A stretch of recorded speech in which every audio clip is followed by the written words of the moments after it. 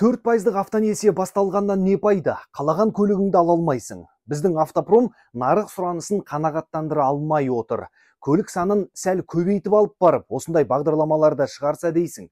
Сөйтсем, индустрия министрі халықтың сұранысына төтеп бере алмайтынын мойындап отыр. Бірақ бағдарлама жалғаса беретінін баса айтты.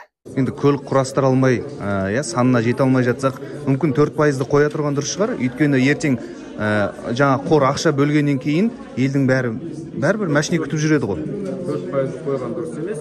Ол істеп тұрған бағдарлама, ол бағдарламаның шеңберінде 10 мыңнан астам тиісті көлік иесі болды. Ары қарай жалғастыру керек. Оны қою қажет емес. Ол жалпы халыққа жасалып отырған жағдай.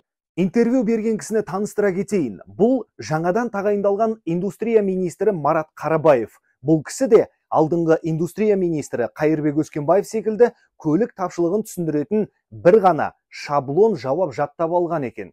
Hyundai мен Kia автосалондарда неге жоқ деген сауалды тағы қойдым. Мұндай проблема тек Қазақстанда ғана емес дейді Марат Қарабаев. Бұл бүкіл әлемдегі мәселе.